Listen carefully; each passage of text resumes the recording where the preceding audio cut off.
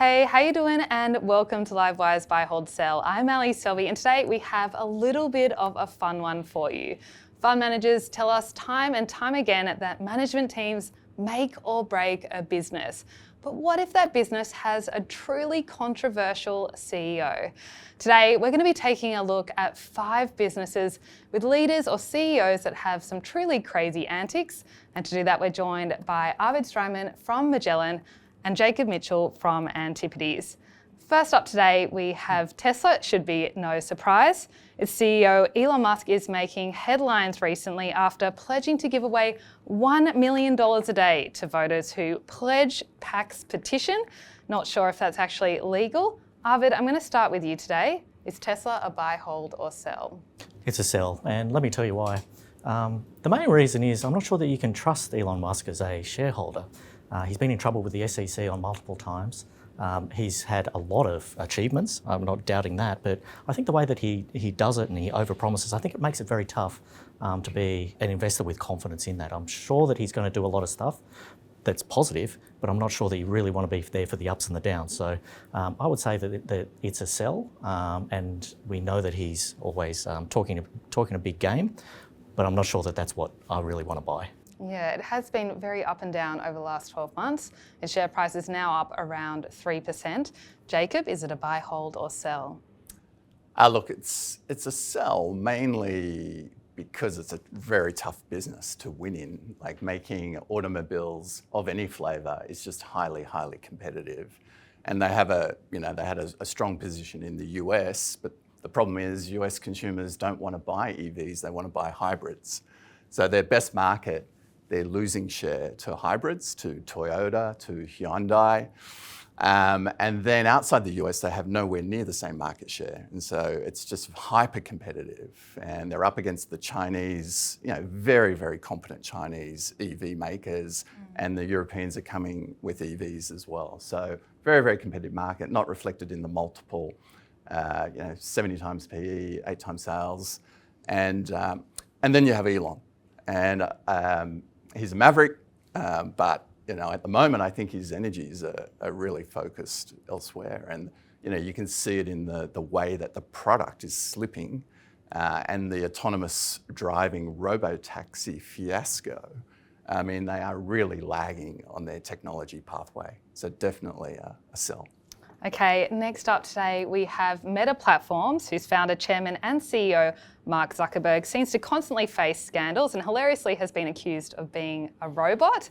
Jacob, is it a buy, hold, or sell?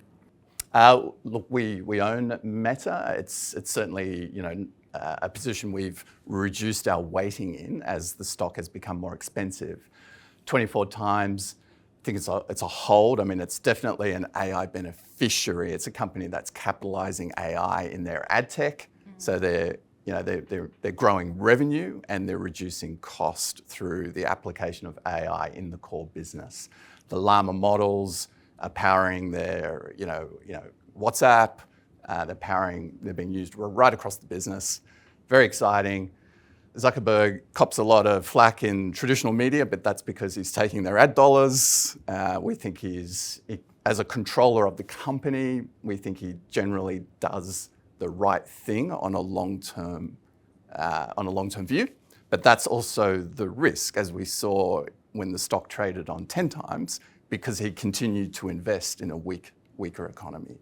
So you have to keep that in mind. Okay, over to you. Its share price is up a whopping 85% over the last 12 months. I can't believe that. Is it a buy, hold, or sell? Buy, and let me tell you how we think about this business here.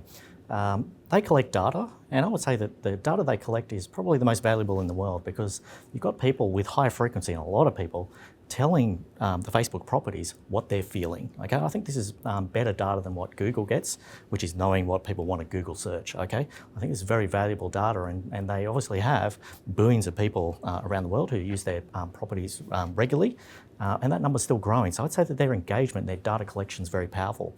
But then you've got to use that data, and I think that they're very good at it. Their advertising return on investment, or basically the bang for your buck you get for spending on their advertising properties, is very high.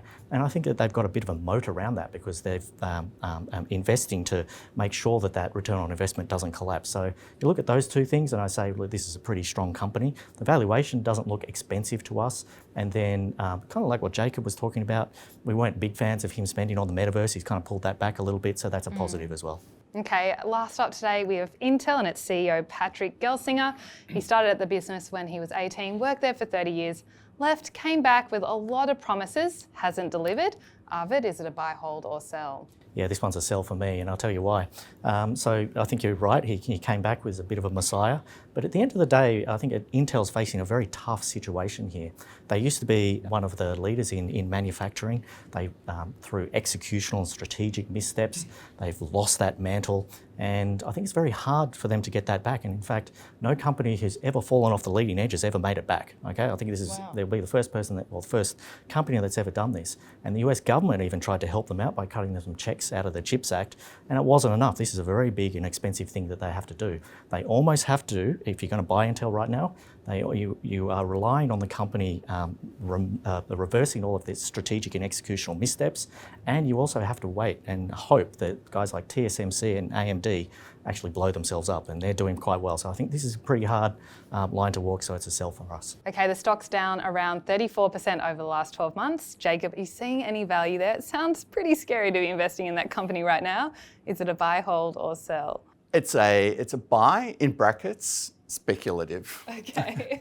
And look, we don't own it in the funds. We've certainly looked at it from a lot of different angles, and I agree with what Arvid is saying.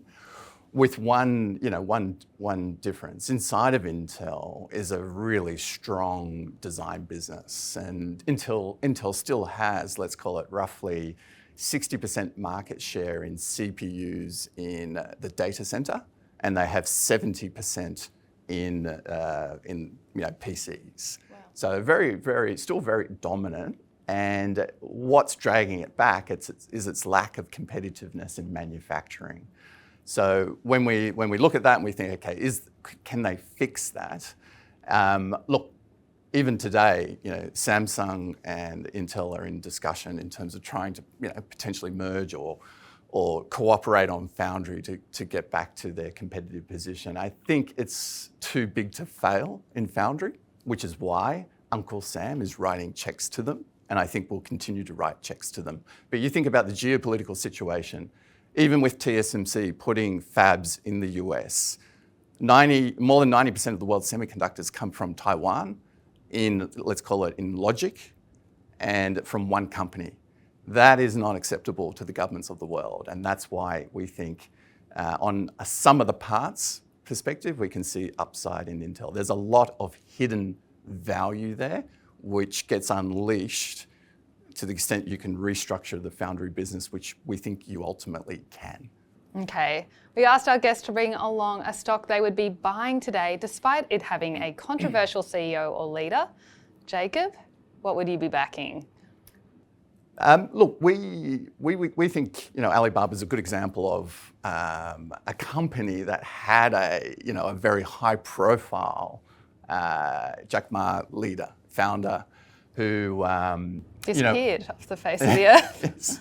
And for a while there was sort of allowed to leave China and enjoy life. And the running of the company, which really was about ultimately, is this company going to make a transition, and is it strong enough to survive in a more competitive e-commerce environment, which has emerged in China. I think we own the stock. We think it's really interesting as a strong platform company. Retail in China is highly concentrated, not just e-commerce, but all retail. The biggest retailers in China are the e-commerce platforms. Alibaba has 40% of e-commerce, but it's arguably almost 15% of total retail. Find a retailer in the world that has that level of wallet. And at 12 times, with a focus on really deploying AI and monetizing the tail in Taobao, they're turning around, they're growing GMV. It's what you would call in the US a high quality company, which would trade on 25 times, which is available on 12 times. So yes, definitely a buy. Okay, over to you, Arvid. What controversially led stock are you backing today and why? Yeah, I'm going to say Netflix, and I'd say that the co-founder, Reed Hastings, he's not famous because he ended up in jail or he disappeared or anything like that, but I think that the way that he operated was, or he operates, is quite controversial. He's quite an upfront person, you get very direct feedback.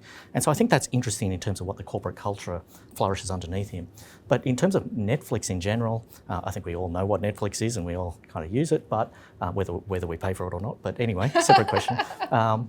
Netflix has scale, okay, and its first mover advantage in streaming services, I think, enabled that leading position. But once it's got scale and it's got the quality of the slate or the content which goes onto the system, then I think that you can squeeze out the competitors, and I think you're already seeing this. So there was a while, go back a couple of years, it seemed like everyone was starting up a streaming service. It seems like now that industry is starting to consolidate. So I think that this is going to lead to less competition, and Netflix is the genuine winner here in our minds, or one of the genuine winners. And the interesting thing here is if you think about how much you pay for Netflix, I think it's pretty cheap, or you can eat TV for not much money. Compare that to what people pay for pay TV, and I think there's a bit of an air gap there. That means that the growth-led strategy, which used to be from signing up subscribers, it's going to shift to raising prices, essentially, and I think there's a lot of runway left to do that. Okay, well, I hope you enjoyed that controversial episode as much as I did. If you did, why not give it a like? Remember to subscribe to our YouTube and podcast channels. We're adding so much great content just like this every single week.